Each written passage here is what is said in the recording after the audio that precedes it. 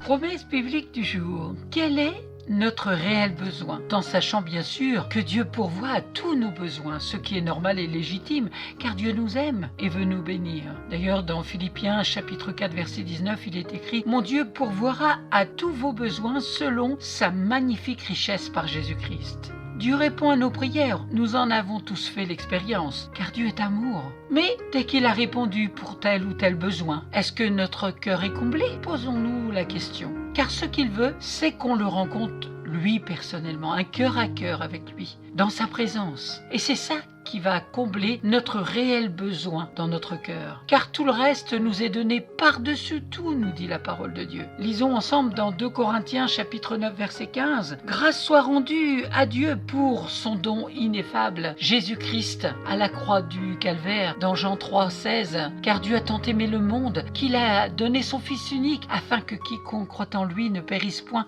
mais qu'il ait la vie éternelle. » Dans Jean chapitre 4 versets 5 à 10, il y a l'histoire de cette rencontre de Jésus avec la femme samaritaine. Lisons cela ensemble. « C'est ainsi qu'il arriva près d'une bourgade de Samarie nommée Sichar, non loin du champ que Jacob avait jadis donné à son fils Joseph. C'est là que se trouvait le puits de Jacob. Jésus, fatigué du voyage, s'assit donc tout simplement sur la margelle du puits. C'est aux environs de midi. Une femme samaritaine vint pour puiser de l'eau. Jésus s'adresse à elle. « S'il te plaît, donne-moi un peu d'eau. » Ses disciples étaient allés dans la ville pour acheter de quoi manger. La femme s'étonne. « Voyons, tu es juif. Comment se fait-il que tu me demandes à boire, à moi qui suis samaritaine ?» Les Juifs, en effet, évitent toute relation avec les Samaritains. Au verset 10, Jésus lui répond: « Si tu savais quel don Dieu veut te faire, et si tu connaissais celui qui te demande à boire, c'est toi qui lui aurais fait cette demande, et il t'aurait donné l'eau de source. » Une histoire très édifiante, encourageante, que je vous incite à lire, à méditer. Une histoire qui nous incite à connaître Jésus lui-même, en esprit et en vérité. Lisons dans Jean, chapitre 6, verset 63. Il est écrit: « C'est l'esprit qui donne la vie.